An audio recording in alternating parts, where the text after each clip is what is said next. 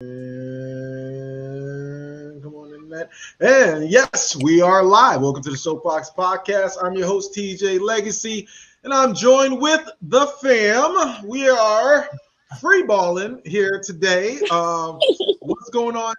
Jesse? How you doing? What's popping? Oh my gosh, I miss you guys. I feel like this is so foreign. Like, I don't know. I feel like I haven't seen everybody in so long. Like, this is new, and I'm happy to be here. Oh my gosh, everybody. First of all, let's shout out my co-hosts, okay? Because y'all looking like a snack. So shout out to them. Don't make me blush in front of all these people. Is that a compliment? Like my body is like, oh my gosh, you're right, TJ. I must be feeling nice today. Embarrassing me in front of the company. Yo, that's not. Yo, for real, that's the compliments are. Look, as black people, the compliments are rare, so I appreciate them. Shout out to Lisa. What's good? What's going on, Soapboxx Nation? We're gonna get to. Y'all know how my internet do. Anytime I want to do the show, so that's why it's lagging. Let me see, Lisa.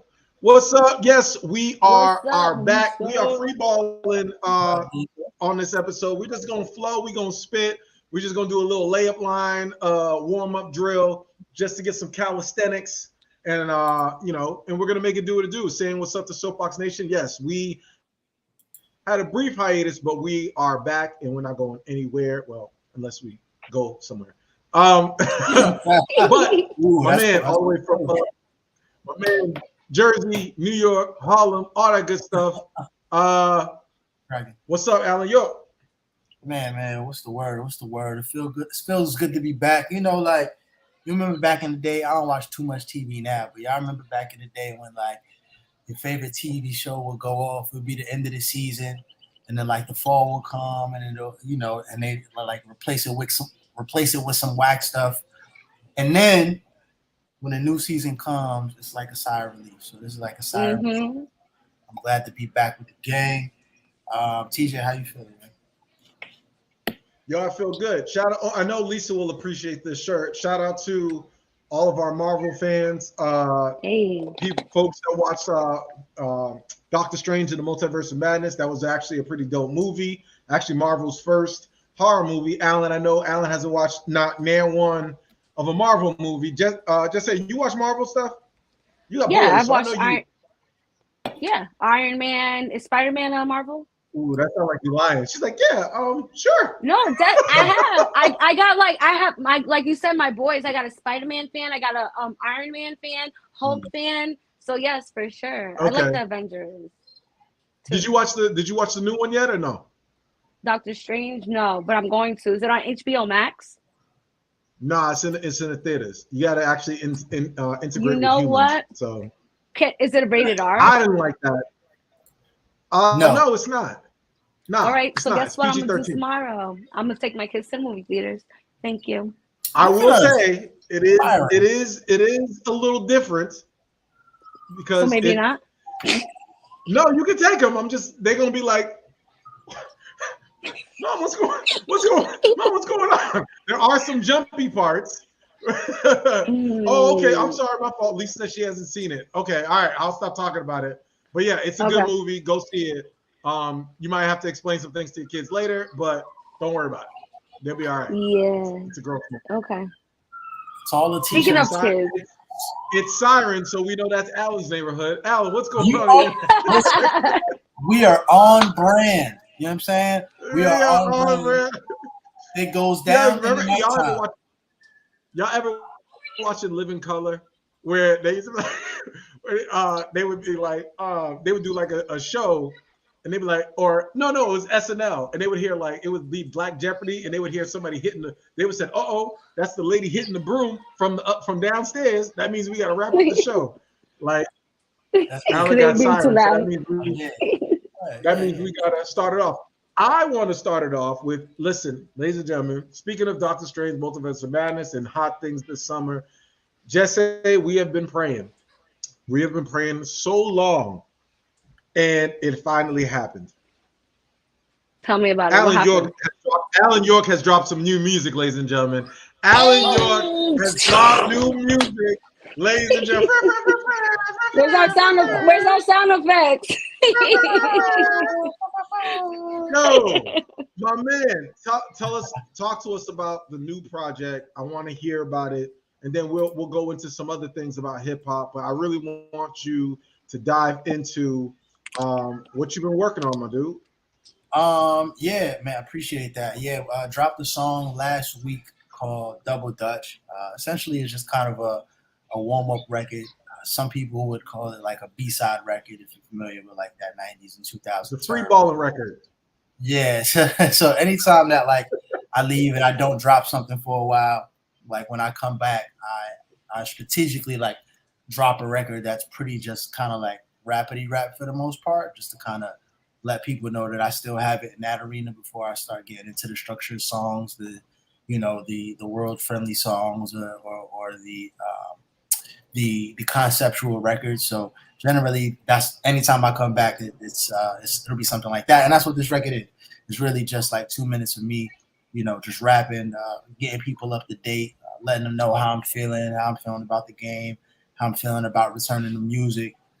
And we actually have just like a visual that should be coming out within the next couple of weeks. But in the meantime, anywhere that you stream music, you can download Alan York, Alan like Iverson, York like the state, Double Dutch. And then, this is just the beginning. From here on out, probably through the rest of the year straight, you guys are going to be getting drops probably bi-weekly. So whether it be a new record, whether it be a visual, whether it just be some content, it'll be a steady dose of York from now until the end of the year. So consistency has kind of been my MO, and I'm not really good at moderation. So either I'm dropping all the time or I'm just not dropping at all. But when you don't drop at all, you really kind of like fuck up your momentum. So that is my goal with dropping as frequently as not fucking up the momentum. So yeah. Alan, how did you come up with the name Double Dutch for your new song? So for me, it was like, it's just a saying that I always kind of do it myself. Like, right before you double dutch, you kind of like do your little bop, and before you get into the rope, you just kind of like you're observing everything. You're like trying to get the timing right.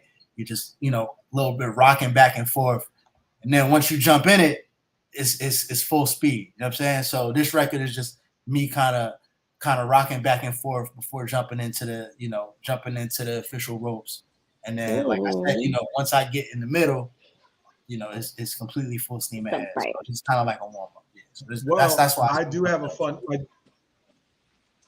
fun fact for someone who was very hefty as a kid and grossly overweight.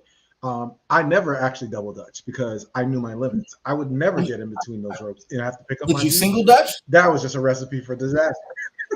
Yeah. Yeah, I can do that. You put the rope on the side of me, you do the little thing, and I get one. But anytime the black girls on the playground was like doing all that, I was like, yeah, I'm gonna go over here and sit down. Chubby me was just like, nah, I'm good. I'm good. Maybe not. Yeah. I will just say this. There's a reason besides Alan being my brother, my homeboy, like why I like his music, because Alan has been, when it comes to his passion, when it comes to his love of music, his love of hip hop, has been relentless throughout the years of not letting go of his dreams, of not letting go, and always trying to cultivate and build on his craft. So it's a representation. It's more than music to me when you drop music, man. It's a representation like, man, if this dude can keep fucking going and doing what he got to do to whether he's put on, whether it's what he loves, it's his passion, then damn it, we can continue to do what we got to do until it gets hot, until something pops off. So it's more than music. It's motivation and it's good lyrical content. I know some of the sneak joints that you let us listen to, that you're moving forward to in that genre. I think you're onto something. And brother, if I don't think I tell you enough about how proud I am of you and as an artist, and how proud I am of you as an actual man. So I look up to you and your ambitions and your passion. And I really can't wait. And I think you're gonna succeed in whatever you do, man. And this is just one of the realms that you do that in. So I appreciate the music and appreciate you. So that's what your music means to Same. me every time you drop it. So, I really so do. yeah, I really love do it. appreciate it. I do appreciate it. And I mean, you definitely are part of that. Like every now and then, I'll get a phone call from TJ just to be like, "Yo, man, just like, what are you doing with it?" I'm like, "Yo, I promise, I'm working on it." And like before we know, we'll chat. And before the end of the call, he's like, "Yo, just make sure that whatever you do, you just don't give it up." You know what I'm saying? He's like, "I understand your passion for it. Just make sure that you just don't put it to the wayside." So having those talks definitely help because a lot of That's awesome. You yeah, need like people like that. a lot of times as artists, it's very easy to feel like nobody cares but yourself. And just getting it don't even have to be a million people. Just getting a phone call from a homie to be like, "Nah, you got some people out here waiting for us, so make sure you don't abandon that and abandon your craft." So, still sharp and still. So I appreciate that, TJ. And thank you, Jesse. Yeah, no doubt. Yeah, for sure, Alan. Make sure Yeah. you keep on going. Don't Sure. stop. Yeah, For sure. I'll be on Jesse's ass too, but like, where the skits at? Where the Right. skits at? Yeah. Where I'm like, what's going on? What's the problem? Drop the skits. Yeah. What's What the the problem? problem is. And she tried to give me every excuse. I'm like, I don't care. I don't care. Produce the content. Where's the skits? Where's the Listen. skits? It's like, y'all ever see Wedding Crashers? They were like, yo, shut your mouth, funny guy, and make it. Make this balloon animal. I need it. Let's go. Period. I might be doing one tomorrow with my mom, so that's a Soapboxx exclusive. If I'm able to actually make it happen. You know what that means? We gotta wait for the slap. That's it. I don't know nothing about just saying skits to her mom. It's just straight. I just be like this because they be talking in a different language. I be like, she gonna slap her husband. She gonna slap her. And then she slap. I'm like, yep. Violence. Yep. Violence is among us. Hey, if there's no slap, I'm just gonna give an angry face emoji. You know what that means. You know what that means. Yo, you know what? My mom actually, she doesn't like to smack me anymore when we're doing the videos because there's actually been instances where people come and they'll go up to her and they'll be like aggressive with her, like, "Aren't you the lady who does the videos with your daughter and you hit her?" So like that's happened like maybe 2 or 3 times, and after that she was like taken aback. She was like, "Yeah," and that's why we haven't done videos in so long because like there are some people out here.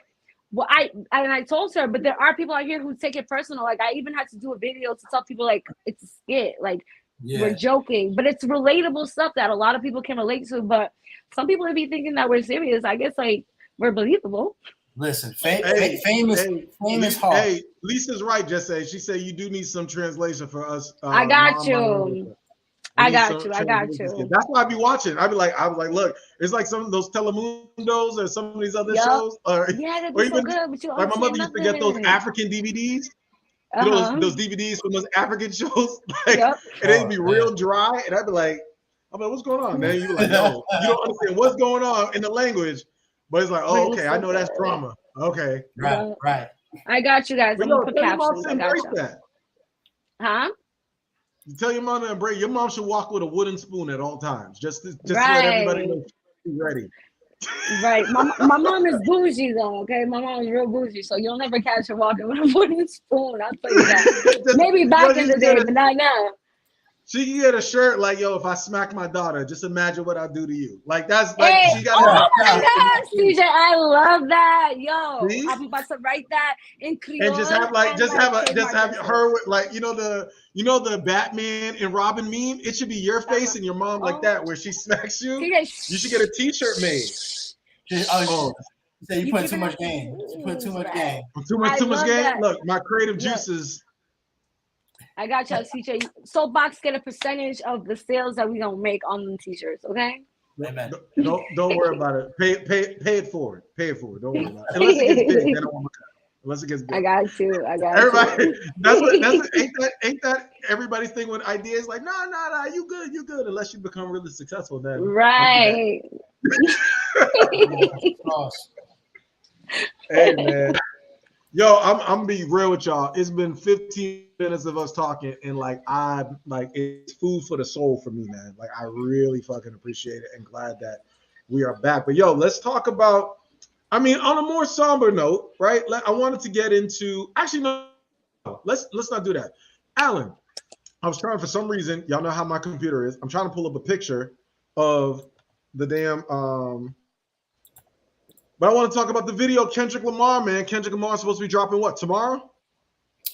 Technically tonight. So if you're up at midnight, Kendrick Lamar is dropping his new album, Mr. Morals and the Big Steppers, which is rumored to be a double album. Obviously, these rumors are fueled by a picture of him holding two discs up, one that has Mr. Morale and the other one that says the Big Steppers. So that is the official consensus for tonight. We're not sure if it's going to be a double album or if it's going to be just a two-sided album.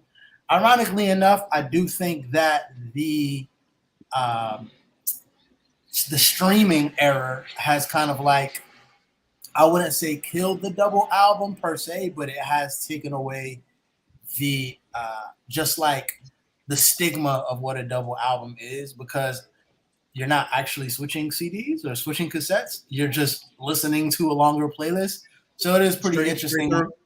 Right. So it's interesting when people together we just the hottest. Pick a topic for discussion. We gon' rock it for the public. And be honest, this is nothing. Watch the progress, cause it's coming. This is everything you think, but you can't express. We a vessel of the people, innate interest. Can't put us in a box, though we play in chess.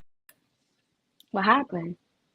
My internet. Y'all already know. That was a commercial break. Yeah, it definitely was. Yes, it was a brief. Like commercial break. Yeah. Man, I'm glad to play that video, not all this porn I got on this computer, because that would be. Oh my god! I'm not a sicko. I don't download porn. I just press play. Nobody downloads porn anymore. That's like, you got a problem if you're downloading pornography. Just go to Twitter. It's there for free. Yeah, I mean, it is there. Like, I was like, Twitter is the wild, wild west, and like, there's no regulation. But I'll be watching. I'll be like, yeah. I mean, it's no reason to download it. What you do is you just create a profile on the porn site, and then you just save whatever you want to refer back to, so you don't have to scroll or stuff like that. Wow, anyway, I don't even do that, bro. I had no idea that that side of the game is new to me. Work smarter, not harder. Harder. I will say, no pun intended. I will say this. You nasty. Pun actually intended, though. This case, because the pun was intended. Yo, you know what it is? Is that I but I do use Twitter as research. Like, when I've been looking at somebody like, she got OnlyFans. I'm like, what? She's got, because you'll never like it. What's so crazy about OnlyFans is that you'll meet, especially Instagram, you'll see someone and you're like, oh, okay. And then she'll be like, oh, I'm a real estate, or like, I'm a baker. Mm-hmm. And all of a sudden she got pictures, and then all of a sudden she got an OnlyFans. And so I don't have income. Multiple streams of income. I don't have anybody's OnlyFans, but what I do is I know that if you have an OnlyFans, you're probably going to post something on Twitter. So I'm like, all right, let me, it's like a food court. I'm going to get it. Listen, I am definitely down to support if any of Soapboxx Nation has a OnlyFans, make sure you send it to us via all of our channel communication. So Instagram, YouTube, Facebook, just send the link. I will review what your monthly subscription is. I can only promise a month subscription if it's reasonably priced, because I don't feel that you guys updated enough for me to continue the subscription after the month. I can leave, and then I'll come back in 6 months, and then I'll have a new content to where the amount. Wow. I am all about supporting independent entrepreneurs and boobs. Always support boobs. Anyways, yes. I do get frustrated when there are OnlyFans and it's just Instagram content. Like, there's something morally wrong about that. Like, if it's an OnlyFans, you should be, if you're gonna be doing OnlyFans, you're gonna be nude. Like, that's what people are buying OnlyFans for. Like, it's not about. It depends. There are some people who do OnlyFans and it's not nude. They're just doing it for exclusive content. That their business failed. That's a bad business model. Okay. Wow. Is it if it works? Exactly. Tell them. Is it bad if it works? It's a bad business. Like, come on.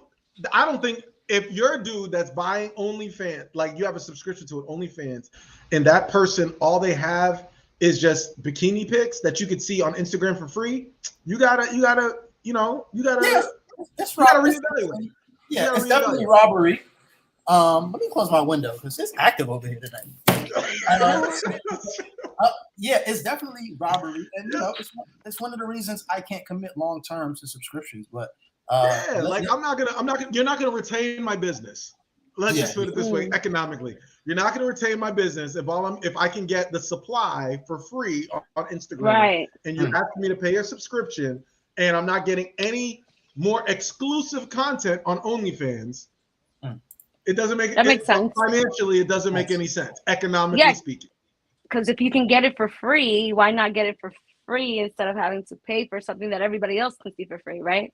Yes, and there's websites already that leak OnlyFans, so you don't even need an account. I mean, those are for the true journalists. Those are for the true journalists. Wow. TJ putting out on game. You don't need to subscribe. The true journalists. Yes, if you use your resources, there's always back channel. Yeah, there's tons of websites that have these girls or women of the night or workers have their names in their search engines, and you just boop boop boop boop boop boop. And also, I just discovered Reddit, so all their stuff is on Reddit too. So people are creepers. That's true. So I mean, Reddit and Twitter. Yes, uncensored. But I will say, didn't that girl? What is it? Bad Baby, right? She made like $50 million. I hate you. Look, I want Soapboxx Nation. I know it's not y'all. I know people who listen to this podcast don't do that. But everybody else, I hate those human beings that made that girl rich. I can't stand y'all. Y'all gave that girl $50 million on some like. What?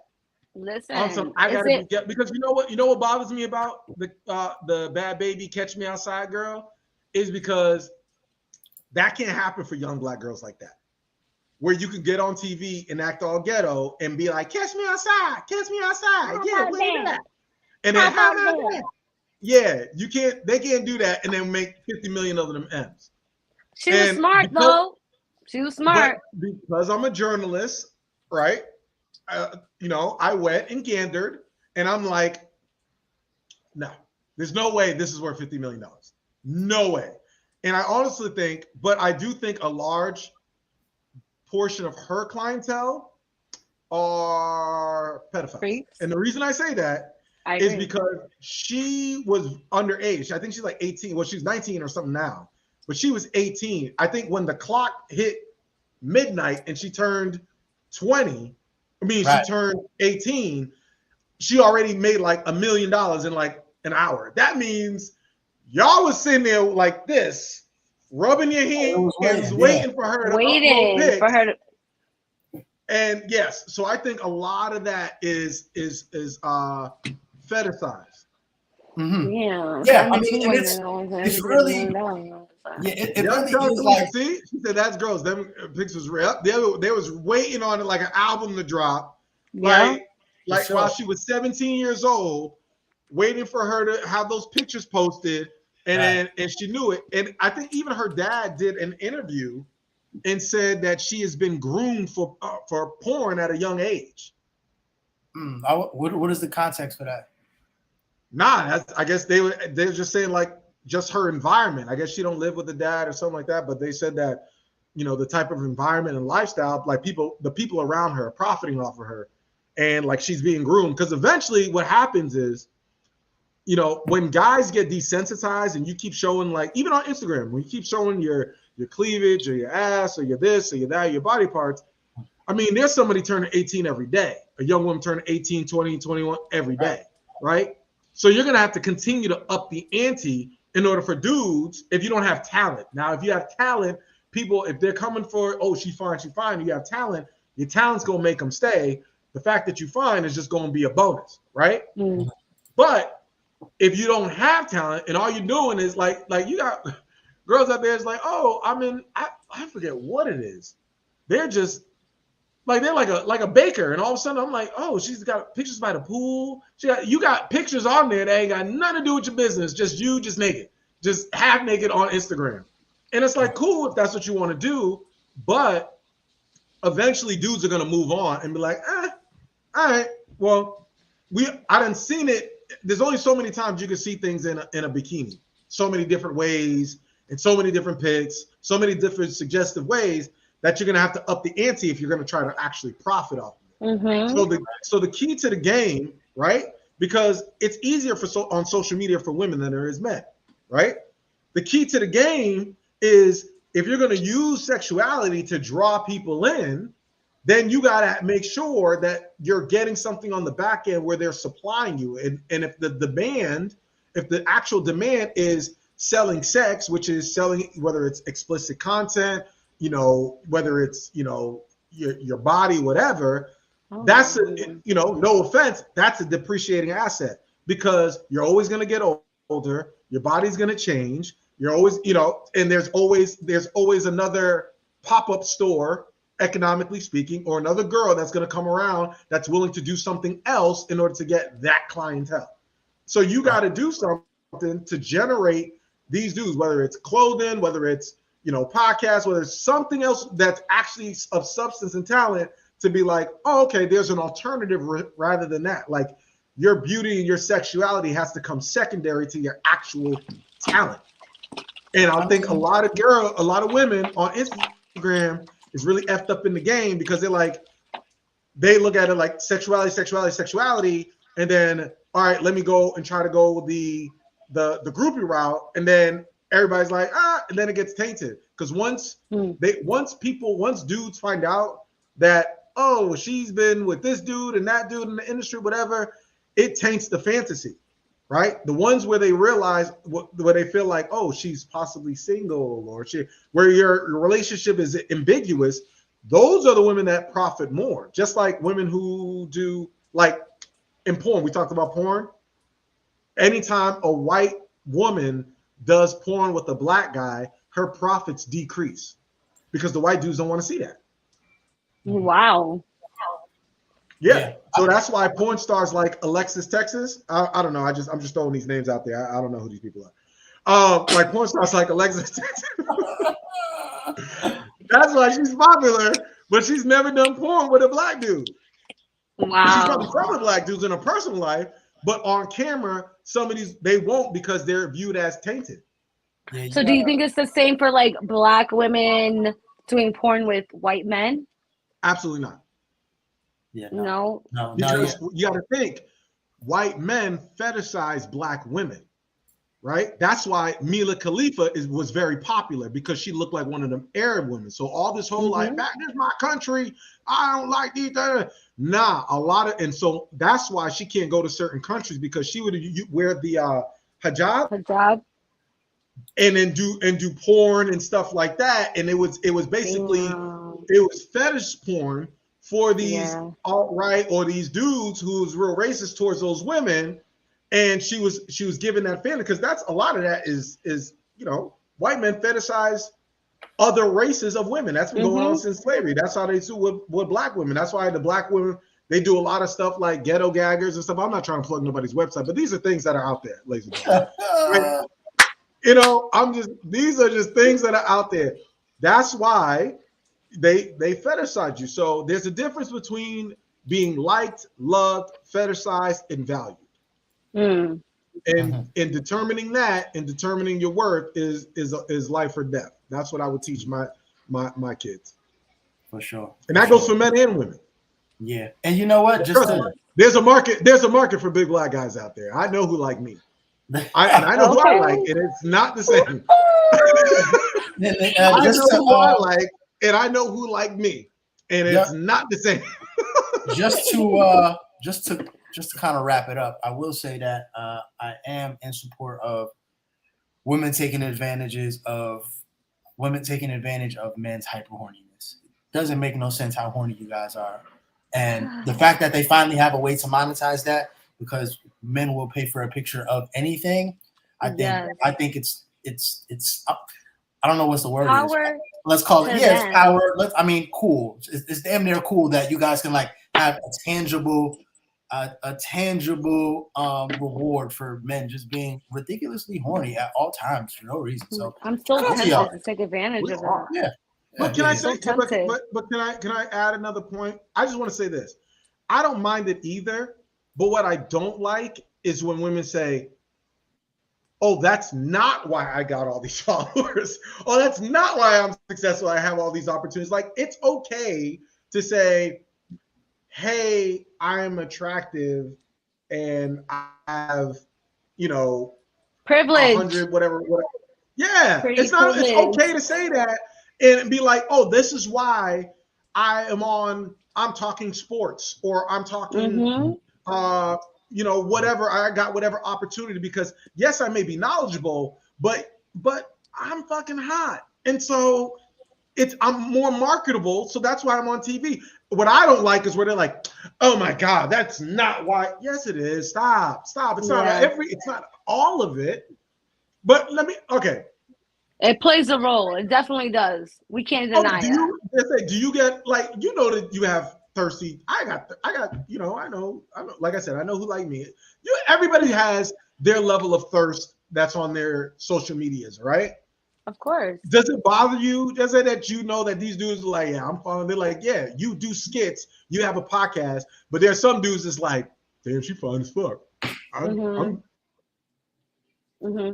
I think all women are cognizant of that. Allegedly, I know, happy life, happy whatever, but allegedly, does it bother you though? No, because at the end of the day, I'm getting paid for it. So it's like, okay, like, watch my stuff. Oh yeah, I am TJ. You have an OnlyFans? Instagram pays me, TJ. Stop. I was like, you have an OnlyFans? I am appalled at this. The Soapboxx. Definitely go. Okay. That's Andrade with an E, right? Andrade's with an E. Is it Andrade with an E? I definitely don't have an OnlyFans, but I'm not gonna lie to you. Like, when it was like hot and popular, I was debating getting it. Like, and I think I even did sign up, but I never uploaded anything because like I started thinking about like just mad shit, and I was like, yeah, I'm not doing this. But just like the thought of like, I don't judge you. I almost did one of those food channel one of those food fetish channels where the big dude just eating. Listen, it's the fact that that like you can do certain stuff and like people will literally pay like you said, like Bad Baby, like she's a millionaire now because of that, or whether she was before or not, I don't know, but she's a millionaire. Like OnlyFans helps her become a millionaire if she wasn't before. And yeah, like, I mean, I'm not gonna lie, like I definitely had like thoughts of like I created one, but I had thoughts of like uploading stuff just for the fact that I knew that if I did, like I was gonna gain like a lot from that as far as like monetization goes. But I was like, yeah, no, I just didn't I didn't go through it. What did Lisa say? The way gas prices are, I'm about to say, okay, girl, I'm about to start an OnlyFans of feet. Nobody would ever even know. Need to go to sleep, Lisa. That you need to stop. Listen, she is so right. Do you know how many men have like offered me money for pictures of my feet? Okay, that's the thing. How are you into feet? There are people who are literally into feet, but like the way men are like into like boobs and ass, there are men that are into that, feet the same way. Okay, there are men who are into feet the same way. Okay, and they will pay big bucks, but I just never did it. But I don't know why. I don't know why I just didn't. But I don't even know why I started talking about this. What did you mention before? No, I was saying, does it bother you that? Oh yeah. That right. People are on no, there it doesn't. And listen, it don't matter. It don't bother me if you're following me because you're thirsty. It don't matter if you're following me from a fake page. It don't matter if you're following me because you're a hater and you just want to see what I'm posting. It don't matter to me any negative aspects of it, because at the end of the day, like, your views on my stuff is helping me. Okay, like, I'm gaining from that. And I have so many positive people who do follow me for good reasons that I don't care like why you're following me for. Okay, yeah, sure. Like, I do be like, dressing like certain type of ways sometimes. I've always dressed like that. But I'm not gonna lie, like the way I be dressing sometimes, yeah, obviously like that's gonna like draw more people to like watch my stuff.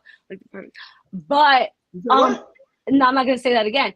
But at the end of the day, I also feel like my content also speaks for itself. So if you're following me because you like the way I look, thank you so much. Like, more power to you. Like, I'm not gonna take that in a negative light because I'm gaining from it at the end of the day. And it's so funny because I did a TikTok with Cardi B's voice, and she was like, "Oh, and I just want to shout out my haters because if it wasn't for y'all." Like, what did she say? Oh my gosh, I'm so mad because I literally have a TikTok. But basically saying, like, if it wasn't for the like you guys give me more clout, like haters. I'm saying, like, in general. Yeah. I'm not talking about like what you were talking about, but like whoever is looking at your stuff for whatever reason is what I'm trying to say. They're giving you the views. They're giving you what you need. Because like in Instagram in general, they pay you based on views that you have. So it's like, okay, you don't have to like my stuff. You don't have to comment on my stuff. Like, you could just be on my stuff because whatever your reasons are, but I'm still getting paid for that. Yeah. So no, it don't bother me. Yeah. Yeah. Exactly. Exactly. Whenever like I get to my fitness goal, I'm gonna have a fitness page. Oh, there's a market for me. You should already have that.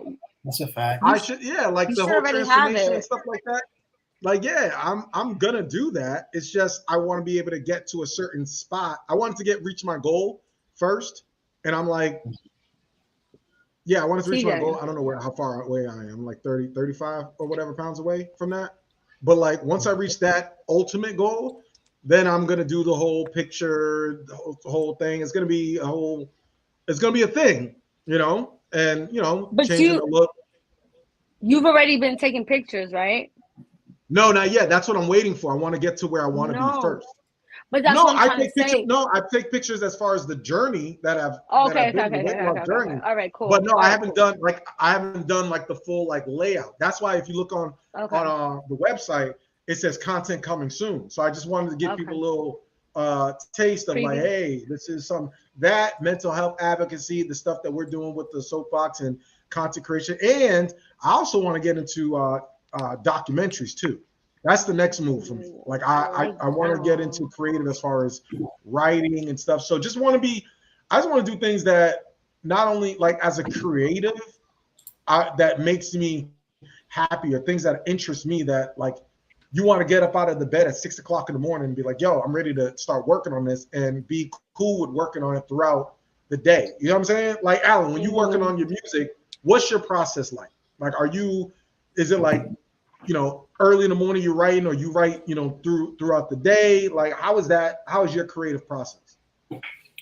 Generally, nowadays I kind of work with the beat first, and then just go from there. Normally, like what the song structure is going to be. So like maybe hook, bridge. But I'm usually at the house normally, just trying to spark some inspiration, going through random beats that I have, and then just like kind of buckling down. Like the last couple of weeks, I've like made it a point to like, I'll write, if I'm writing that day, I'll make sure to write 2 songs. You know what I'm saying? And then, at that point, make sure I go book enough hours in the studio to make sure I can record those 2 songs. And like, nowadays I'm trying to put myself more on a regimen. So it's just more, now it's more so about discipline more than anything. Yeah. That's a point. I can't wait. But as we wrap up that part of the game of the conversation, I actually can't wait for your music to drop, Kendrick's music to drop, because I like things that are introspective, man. Things that make you think, things that make you grow, as a person, and just really, just you could zone out. You know what I mean? So yeah. But transitioning. Speaking of zoning out, this is a bad transition. But because someone passed away. I'm rusty too. That's why this is free balling. I'm rusty with the transition. So please. It's okay. It's not that bad. Those who are watching, wink, wink, wink. I'm better at transitions than that. So please don't judge me. Kevin Samuels, YouTuber, influencer, relationship and self-image guru. He passed away. He sure did. The details. No, TJ. Just say. Listen, CJ, first of all, I'll I let was you actually take it very this way. sad. I'll let you take it. Go ahead. Okay, I want to just say this. I was actually very sad when I heard the news, and I got the news from you, CJ, when we had our meeting, when we were supposed to have a show. Okay, and I was like in disbelief. And I even tweeted it. I was like, I really hope that the rumors aren't true, because I don't wish death on nobody. And I'm not gonna lie, Kevin Samuels, he did annoy me with certain stuff that he said. Like, he had, before his death, he had most recently made a comment that women over 35, if you're not married, you're a leftover. Like, what? First of all, I'm gonna be 35 in 2 years. And if I'm not married, I really hope that I'm not considered a leftover. And I just feel like, I don't know, like he had his ways of like really degrading women, especially Black women at that. And like, don't get me wrong, like there were some things that he did say that were valid. And I can't give you any examples of that. And okay. She's like, yo, this is what he said that pissed me off. But the things that he said, I have no recollection of that. No. Like, I have to go back to like give you, because I would go on his lives, because I would request to be in his lives, because I wanted him to pick me so bad. I was definitely a pick me. Oh my God. I was definitely a pick me when it came to like Kevin Samuels' lives, because I wanted him to pick me so bad so I could just like tell him off. Like, I really did. And I just legitimately felt like whatever he had to say, like I had an argument for it. Like, I was ready for like whatever he was about to say to me. But he never picked me, and maybe, you know, that was God's will or whatever. But I legitimately, rest in peace, Kevin Samuels, because there's not a lot of people out here like that right now who like speak their truth like that, because they're like, you know, they don't want to hear like what people are going to say. They don't want to be criticized. What would you say? Okay, let's do the Kevin Samuels. Hello, what's your name? What's up, Kevin? My name is Jessica. How are you? First of all, don't overtalk me. I said, what is your name? Where are you from? My name is Jessica, and I'm from Massachusetts. I'm from Brooklyn, but I live in Massachusetts. Okay, how much do you weigh last time you weighed yourself? Last time I weighed myself, I was 135. Okay, you got any kids? Yep. How many kids you got? I got 3 kids, Kevin. How many baby fathers you got? I'm sorry, you have an Android, so I'm not married yet. No. You married? Are you married? I'm not. By choice. Okay. By choice. On a scale of 1 to 10, can't you 7? What would you rate yourself? On a scale of 1 to 10, can't you 7? What would you rate yourself? I don't know, Kevin. We ain't gonna do that. I don't know shit. What on a scale of 1 to 10, 10 not being 7? How would you rate yourself?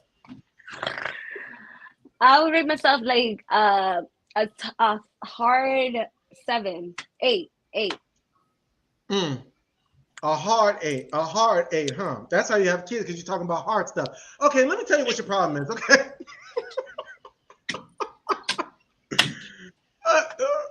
So what type of man you want? How many figures? You want a 6-figure man? I just want a man who's financially stable, who's gonna be able to take care of what he got to take care of. And what does that mean? Take care of what he's got to take care of. That means like if we are living together, that he's able to provide. So if we're living in a home that costs $2,000, he's at least able to provide 90% of that. Okay, and what do you want to do? I already do. So what's up? What do you mean? First of all, you ain't gonna do the you ain't gonna do the slick neck thing. What are you gonna do? What do you want to do? What are you gonna do in the house? I'm gonna do everything that a woman needs to do, that he expects that a woman should do. If we're looking at old times, you know, back in the day where the man goes out to work and he pays the bills and whatever he comes home and he expects a woman to cook, clean, take care of the household, take care of the kids, provide emotional support, respect, all of that stuff. That's what I'm gonna do, and that's what I do. And I don't even got a ring. I'm sorry, y'all. So that's the problem. Just to kind of advance it, I think that a lot of times, like with the vitriol that he would. I would have loved to see that, Alan. If this day was on Kevin Samuels' show, I'm so mad we missed that opportunity. I wish you would have told me. I think that people, and maybe this is why this doesn't happen. Like, I think women, like, they tip and stuff like that to give themselves better chances of being on the show. Mm, But damn, that, bro, that I also, would have paid top dollar. I would have paid $500 to see Jesse on Kevin we should have Samuels. planned that. I so wish you would have told me. listen, so this actually goes back to what we were talking about before. Like Jesse was just like, yo, I would just be a pick-me on there.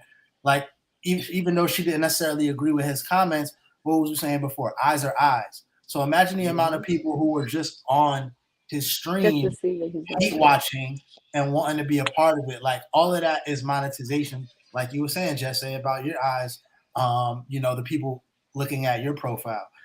From my understanding as well, TJ, when we were talking about off air, there was some disparaging remarks from a celebrity in regards to his death. For the reason for that, can you kind of expound on it?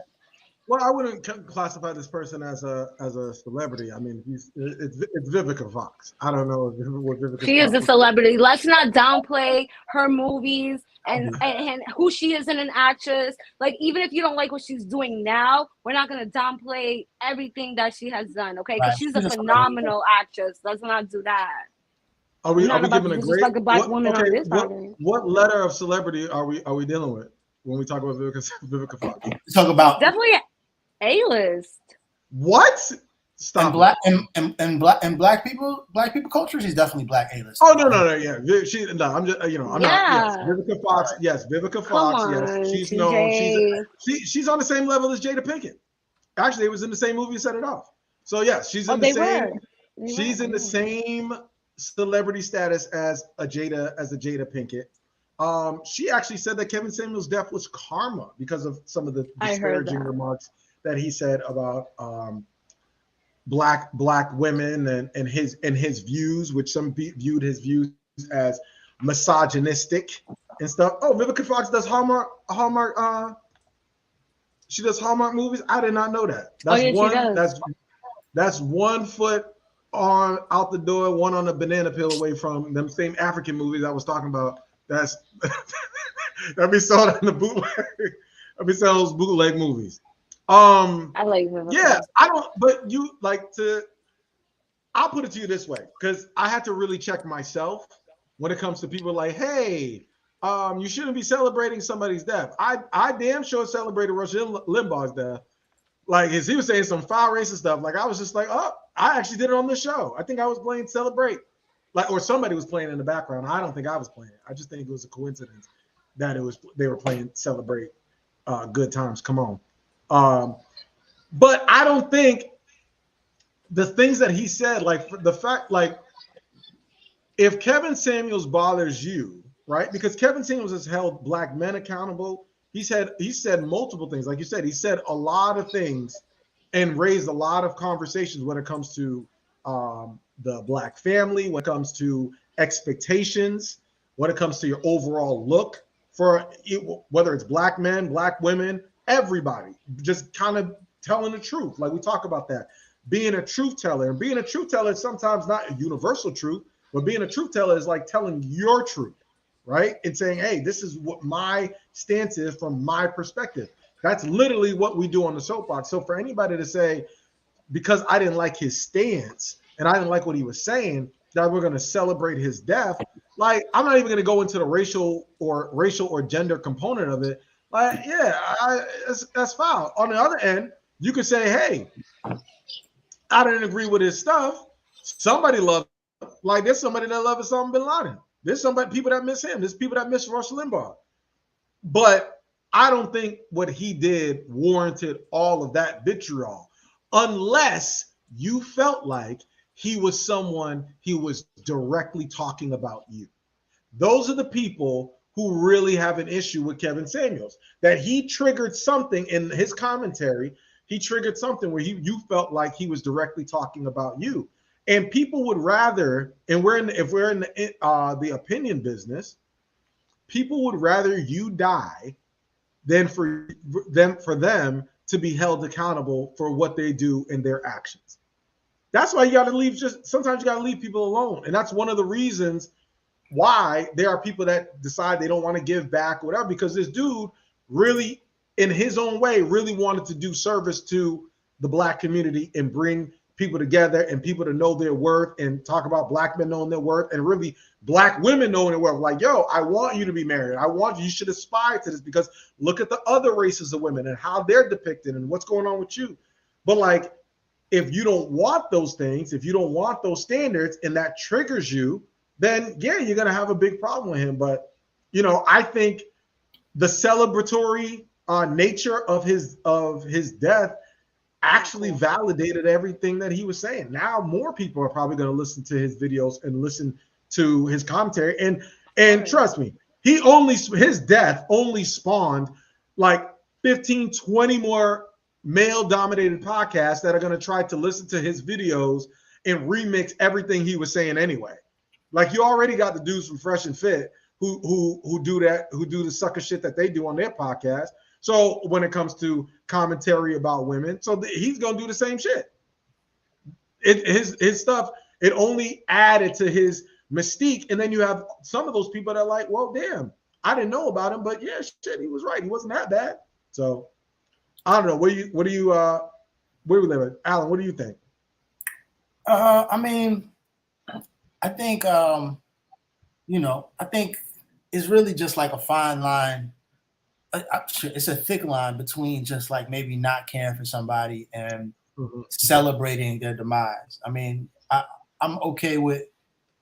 It doesn't really matter what I'm okay with, but I can understand what not caring for someone because of how they lived and maybe being indifferent to their transition, or especially if this is someone that you believe to be detrimental or spreading harmful things about who you are, and like especially specifically for Black women, like if they felt that he was like anti-Black women, whether that's true or not, or if they felt as if he was doing more harm to the community than good, and being overt and active in his, what they'll call misogyny, then I can 100% understand why they maybe feel no ways. I do think it's a little weird when people go out of their way to like start celebrating stuff like that. Because at the end of the day, there's no second chances in death per se. Like, it's no redemption here on Earth when you've crossed over to the other side. Your legacy is your legacy. You know what I'm saying? So I did see somebody say, which is interesting, is they said that a lot of people are maybe dissing or don't like the way that people are speaking about him in his passing, but they said that every day you write your eulogy. Like, your eulogy is dependent on how you lived in life and how you made people feel. So if you made people feel a certain way in life, you can't necessarily be surprised that they speak about you a certain way when you transition. And I do think that that is true. But that's not really my type of style. And I also feel like with him personally, the majority of people who have heard things about him are obviously just based on the clips that have gone around, and I think that, of course, in a certain time, he leaned into whatever his persona was, because I think at some point he felt, instead of going to just like help people or giving advice, he leaned into the content creation.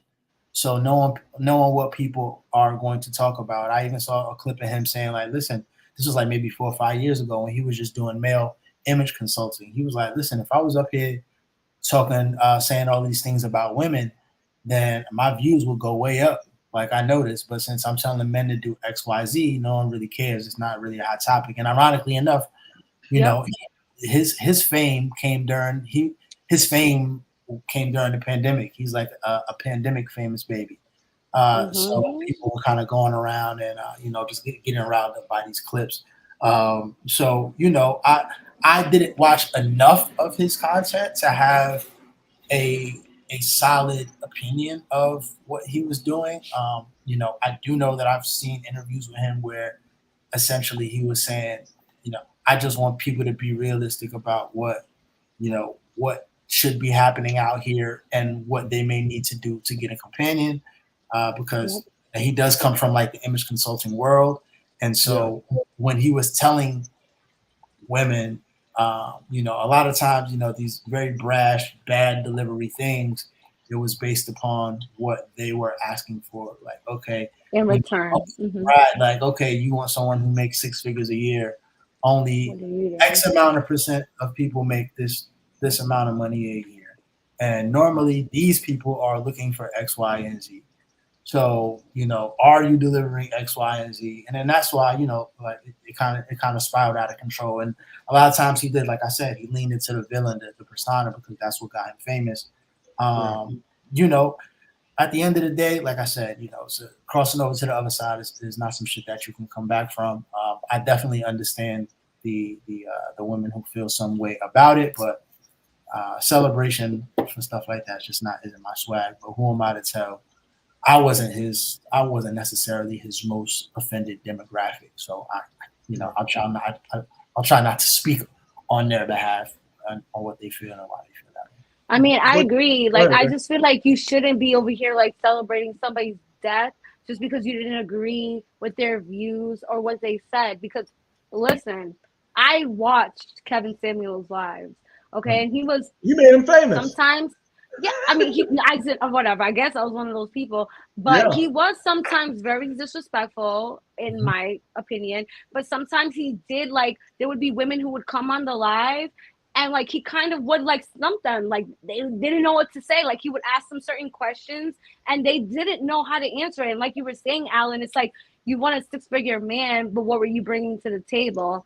But there was other times where it was like, I don't know, it was just like, he would comment like on the way somebody looked, and like you were saying, TJ, when you were doing the whole skit, like you asking a woman like, okay, how much do you weigh? Da, da, da. Like, first of all, Kevin Samuels, rest in peace. Relax, okay, relax. I ask those questions just so anybody doesn't know.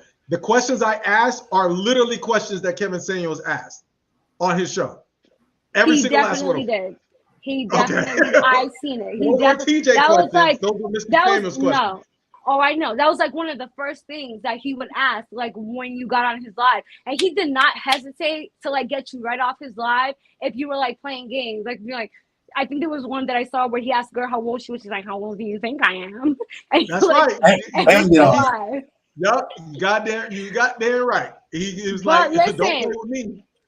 There was some stuff that he said that I was like, okay, like you're forcing it, like the whole leftover like comment. Like, first of all, you don't know. There could be a woman who's been single all her life. She's been through trauma or whatever the heck it may be, and she's 35. It's her decision to be single, and you're gonna call her a leftover? Like, everybody has different circumstances.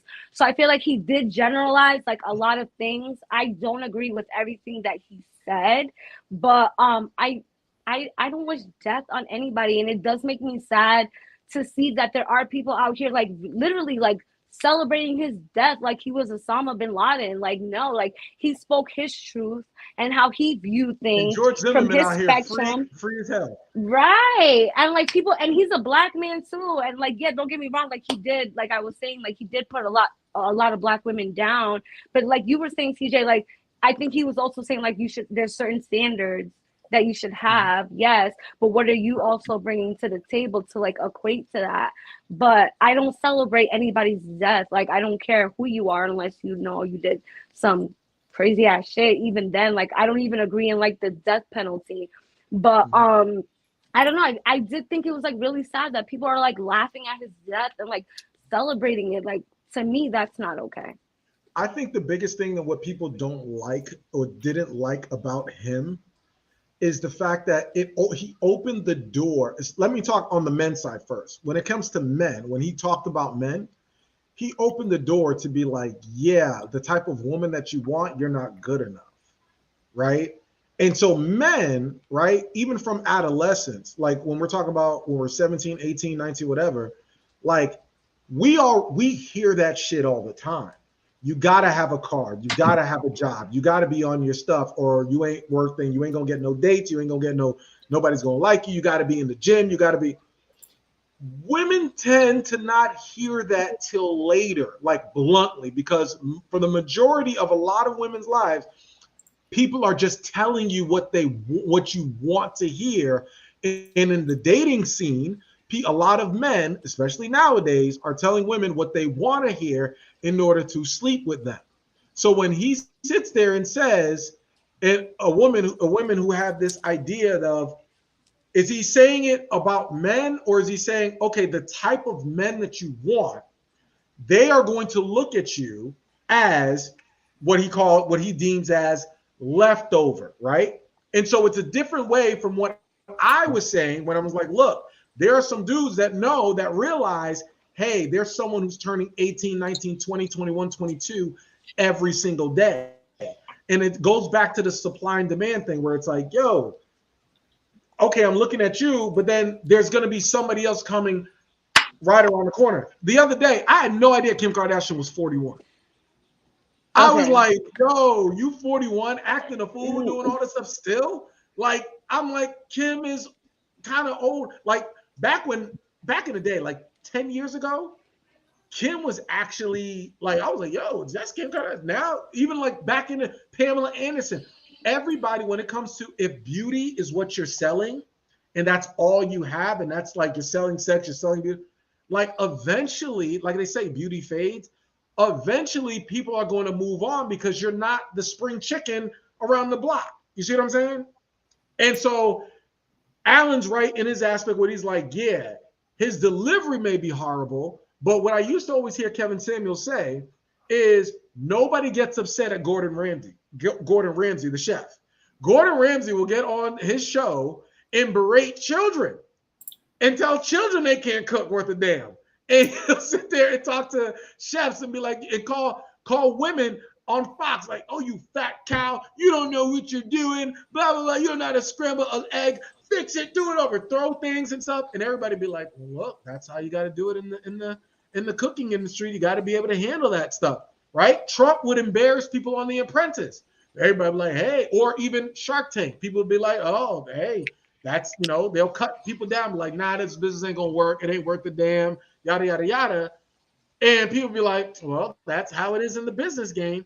And so for him, it's definitely, first of all, I got a good English accent. Okay, so don't. Hey, don't okay, well, let's hear it. There's no problem. Hey, Sean McQuaid. Hello. Yes, don't worry about my English accent. Okay. I know how to do it over here, please. Wait, TJ, can I just say something too? Like, as far as like what you're saying.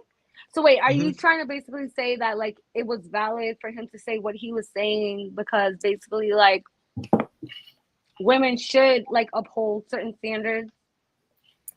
No, I think women should hold a certain standards. I just think that someone told me, especially in marketing and branding, 90% of this, like, I wouldn't say 90%. What is it, like 70? Like a lot of decisions are made with you not in the room, right? Yeah. And so if you're looking at a guy, right, who's an image consultant, or a guy who's around circles of men who make this type of money, he's literally giving you insight, kind of like Steve Harvey's book, Think Like a Man, Act Like a Woman, Think Like a Man, or something like that, Think Like a Man. Yep.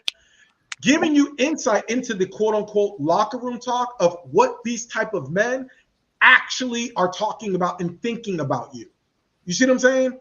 And so because it's so blunt and everybody has, remember I talked to you about like your relationship status with women on Instagram needs to be ambiguous because you're going to lose followers or dudes will lose interest if the allure, the imagination, they want to feel like they can still get you. You see what I'm saying? Oh, well, I'm watching her, but it's just, if I slide on her DMs, I mean, I may have a shot, it's that allure. And then when they find out that you actually have a dude, now they have something to compare it to. So now they're going to look at your dude, they're going to look at themselves and they'll be like, whatever. And if it ain't up to par, it's going to devalue you as a brand, not you as a person, but you as an actual brand. So that's why who you're with says a lot about you. About you see what I'm saying? Correct. Yep. So he's just giving insight. He's giving insight into this is what those type of men view you. You may be the most wonderful person, kids, all the stuff. But to those men who are high value, are just like, look, we don't need you to cook, clean, whatever. I got a maid, I got whatever to do that.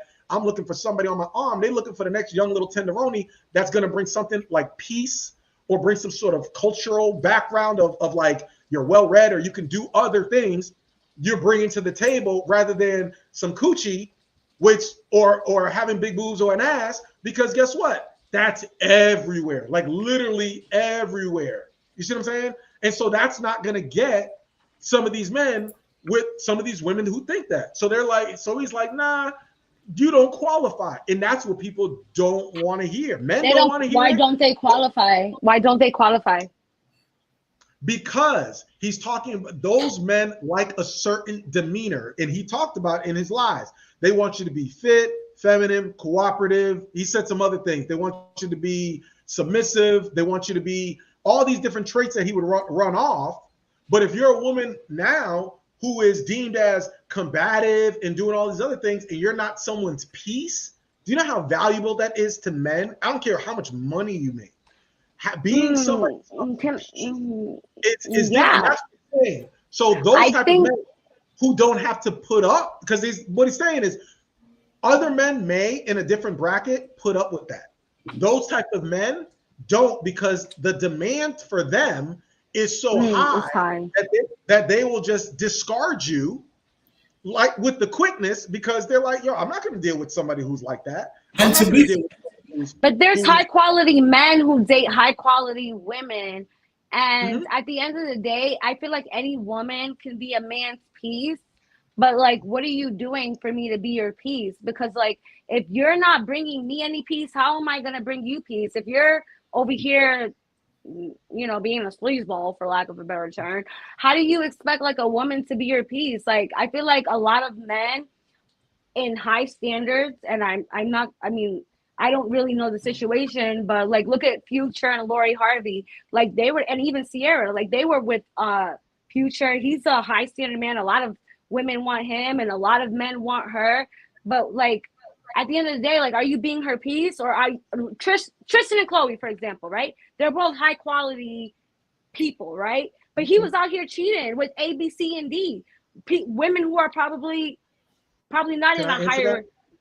Yeah, go ahead, do your thing. I'll answer that. There's a difference between a man having high status and high quality. Future and Tristan Thompson are not dudes who are deemed as high quality men. They have high value because of their income. And because of their income is why they feel like they can get away and be discarding and be like, yeah, I'm with a girl, but I'm gonna go, but there's things out here. I'm gonna go do what I gotta do. Because if I wasn't Future, if I wasn't Tristan Thompson, who's an NBA player, guess what? These women out here that are all chasing me, guess what? They wouldn't fuck with me. So there's a difference between being a man who is in a high class of high success, and then an actual man who is high quality, who actually has value. And I think that's what's fucked up in the dating world, because like a lot of women, correct. It's like a lot of women, right? And you'll look at, he's a dude that you could see has high quality traits, right? Absolutely, 100%. But let's think about it. There are a lot of Russell Wilsons out here that don't have the income, and those dudes are the ones that get passed over. TJ, you see what I'm saying? Yeah. I don't think that's fair. You're not Russell Wilson if you don't have the income. You are. No. I'm talking about the traits, man. The traits of being. No. Money is a trait. We can't do that. I don't. And that's but to the point. There's no such thing. But to your point, that's why Kevin Samuels would tell guys, hey, if you ain't working 60 hours, what's your bank account, what's your net worth, whatever. You need income in order for you to have and establish a family. So, but if you have a dude that's doing those things that is of high quality, and he doesn't necessarily have the high status of the income, then you got to be his piece. The thing I is, get that. what Kevin Samuels is talking about is women who just want to be like, well, I want a high status man, right? I want a high status man, and until I get a high status man, I'm gonna just do this, and I'm not gonna pitch in and be an equal participant. That is the worst thing to do, to be with someone who's just not an equal fucking participant in a relationship. Yeah, I mean, I think and just waiting for the next lick. And so that's, I think, in my context, that's what I got out of it. And being blunt delivery, people don't want to hear that. To be like, well, you want this, but are you fit? Are you feminine? Are you a nurturer in the home? Are you doing the things that you need to do? And if you're not, then how could you expect all of these things that the man is doing while he's out here working and doing what he got to do, but you just sitting there waiting for him? Because once he gets to that high status and he's that high quality man, he's not going to sit here and deal with someone who is combative and argumentative and all those other things. But maybe she's combative and argumentative because you're not doing what you're supposed to do as a man, and she's trying to get you together. And then when you finally do get together, you're like, well, I don't want to deal with you no more, so I'm going to go to another woman. That's bullshit. No, but that's bullshit, because the Barney song, she was women like that. No, because there's women like that who literally, by her being like that, that's the reason why a man gets to the level that he's at. Because there's a lot of men who are complacent, and if you have a woman in your corner who's okay with you being complacent, you're gonna stay complacent depending on who you are. But if you have a woman in your corner, if you but we're not talking about that yet. If you're talking about, if you have if you have a woman who's in your corner who's like on top of you, she wants you to be better, so she's combative, she's aggressive, whatever the case may be, and that helps you to be a better person, and then you like leave her in the dust. That's why a lot of these women, they're like, well, I'm not going to deal with a guy like that ever again, when I could easily be with a guy with higher quality or whatever, higher status. If you don't even want to put quality. I'm gonna say this last thing, and I'm gonna let you wrap it, right? This is why I say there's two types of men in this world. There are builders and there are babblers, right? A babbler is going to tell you what he going to do. A babbler is what you're talking about. A dude that needs to be motivated, to be pushed, to be, hey, not someone who needs supported. Being supported is different. A dude where you're like, yo, okay, come on, what's your plan, whatever. That's a dude that's not in his masculine. And so if you're not in your masculine, of course, a woman is not going to be in her divine feminine. Thus, you're going to have problems, because then she's going to be like, well, damn it, if he ain't doing it, I got to be on my shit. And so I got to make sure that we can't fall, which now her testosterone levels are up, because she's like, damn, I ain't going to fall. And because I got kids, I got this, we got responsibilities. You gotta up your game. So what's your plan? If you gotta be behind a man like that, that's not a dude who's showing masculine traits, and that's not a dude that is showing high quality and high character. Because a dude who wants to build, literally build. Do you understand a guy we talked about Alan and his passion, a dude that is not living in his purpose? I'm telling you from experience, it bothers us every day we wake up. If we are not building, if we are not where we want to be, if we have goals and ambitions and stuff, it bothers us to our core. And not only does it bother us, if we're with someone, it bothers us that they might even see that we're not where we need to be. So those type of men need support, because men produce results. That's it. You see what I'm saying? Those are the dudes that need support. And so, Alan, I know you want to say something. I'm gonna leave it at that. I ain't gonna preach all day. I'm gonna drink my Terramana and sit my ass down. Do your thing, Alan. I know you want to say something. I just want to quickly just say right before you say what you're gonna say. Right. I did get broken up with. Like, someone literally broke up with me before because he wasn't. He had just moved to the city where I was living, and he couldn't find a job, or he was like in training but not working, and I would literally pay for everything. Like, I would literally pay for every single thing. Mm-hmm. And I didn't have a problem with it, because I knew, like, you know, that he was like in the process of like getting a job, and I saw the steps that he was taking to get there. And he broke up with me because he said that I made him feel like less of a man. And Good he for broke him. up with me because of that. And now he's like married, he has a baby on the way, and that's amazing. Like, and I see that, like, Yep. so that's why I understand like where you're coming from, because I've seen, not even like people that I've dealt with, but I've seen those type of men compared to the other types of men. So I get it. And Alan, I know you want to say something, and you've been trying to say something, so go ahead. I just wanted to bring that up. No, I mean, I've been trying to wrap up, to be honest with you, but there is enough hours of Kevin Samuel content on the internet. With these Sure things. is. But I don't think it was a Kevin Samuels conversation. I think it was a It was. conversation We was about. talk- I think it was. We was having the same conversation he has every 48 hours on his YouTube, so y'all can look Well, that there's up. a The only lot thing of I people will looking say, to be the next seven. the only thing that I will say is that like they gonna- a lot of people like will just like, you know, generally if you're having these type of conversations where you're starting with a tangible list of things that you want, and then the response is about a tangible list of things you should provide, the crosshairs comes in where people are start bringing in their emotions. Like if you want XYZ, then you should provide XYZ it starts off as an extremely shallow conversation. So the fact that people start putting their emotions into it because they feel that they should not provide a tangible list, even though they want a tangible list, is really where the crosshairs happen. And because people believe, the goodness of their heart and who they are as a person should get them whatever tangible list that they have, and they're not keeping in mind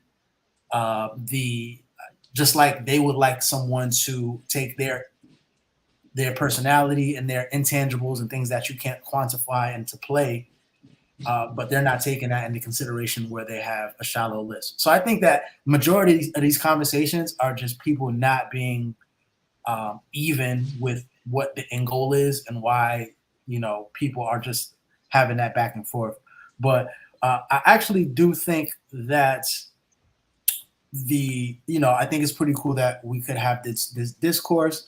At the end of the day, rest in peace to Kevin Samuels. Friend, shout out and prayers to friends and his family as you guys are going through this time right now. Now, word on the street is we are going to be going to the moral of the story next. But before we get to the moral of the story, speaking of the end of the road, I would like to say that the Philadelphia 76ers are on the end of their road. And they're losing. If anyone is listening to this live and you're wondering how it's going, the Sixers are getting their ass whooped with around. Are they in Philly or are they in Miami? They're in Philly. Miami is close to closing this out. The future of Doc Rivers is hanging in the balance, which is probably unfair because James Harden has been playing terribly. I had to sneak some cool shit in there, some sports. But we are going to more of the story next. First off, are the Celtics playing today? No, they play tomorrow. So I would like to say first and foremost, thank you guys. Thank you, Soapboxx Nation, everyone who turned into our return episode. We love you. We appreciate you. Keep on rocking. And remember, if you think that we should be bigger, if you think that more people should listen to us, the only way that can happen is if you tell your friends. So make sure you share our content.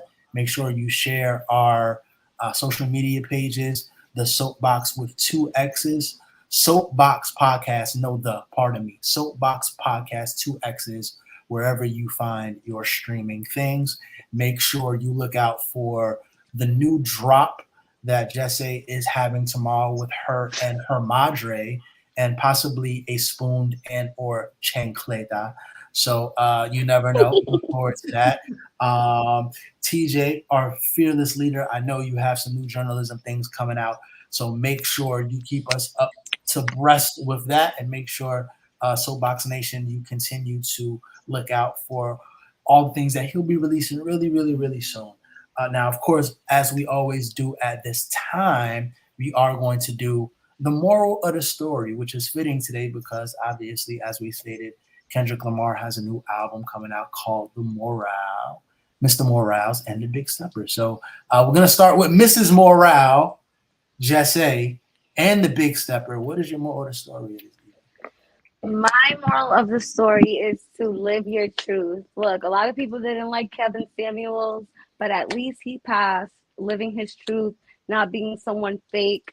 So just make sure that no matter what you're doing in life, you're living your truth, being true to who you are, whether people like it or not. Period. Love that. So, Mr. Morale, TJ Legacy, give us a more of the story to end the day. Well, I'm happy to be back. My moral of the story is just have gratitude no matter what you're going through in life. Just be thankful and try to find, even in a chaotic world, try to find peace. This podcast, this team, this family that I have is very much a part of my peace, very much a part of my joy. I'd like to thank Alan for his big red fluffy hat and his creative new music that's coming out this summer. I'd like to thank Jesse for being fit, feminine, and cooperative today. I appreciate that in her creativity. And Jesse, you are more than a strong 7. Okay, you will always be more than a strong 7 to me. Okay, but yeah, I'm really excited for the future of what the Soapboxx hold. We're going to be doing some new things, both individually in our careers and collectively as a group. So Soapboxx Nation, thank you so much for supporting us, supporting me individually. And yeah, we're just going to we'll keep rocking this thing out. All right. Yes, and so make sure you continue to drink some water and you'll be all right. Yes, indeed. Yes. And then for my more of the story, there's a saying that I saw that says, at the end of the day has to end. And all that means is that there is light at the end of the tunnel. As I say, to get through it, you got to get to it. So the first step of getting through whatever you're going through is just kind of face it head on, and make sure that you're taking care of yourself. Drink water, continue to wash your hands, carry your hand sanitizer with you. Ladies, don't break your bladder for nobody. If you gotta take a piss outside on a tree, make sure you do that. Do it. What? We just talking about being in your feminine. Don't do that around me. I'm gonna talk about you. Yeah, we'll talk about that next episode. Please, ladies, if we go out and you gotta take a piss, I live in New York. There's an entry fee to the bathroom. Look, holla at a tree, take a piss. What? Yeah, listen. It'd be like that, TJ. It'd be like I did hear something, Alan, and we can talk about this. To be continued. I did hear that if a woman has a lot of napkins in her car, she do piss outside. I like. We love a prepared woman. We love a prepared woman. Jesse got a stack of napkins in the glove compartment. Yeah, no comment. No comment. We love a prepared woman. Soapboxx Nation. My name is Alan York. My co-host here, Jess A, TJ Legacy. And real quick. We have not shouted out to Giovanni and King Noble. I was getting that's what I was doing. Oh, I'm sorry. Go ahead. I'm sorry. Nah, too late. Giovanni, we love you. Noble, what's up? We'll see y'all next week. Peace. Peace, y'all. Peace. Tell them what we talking about.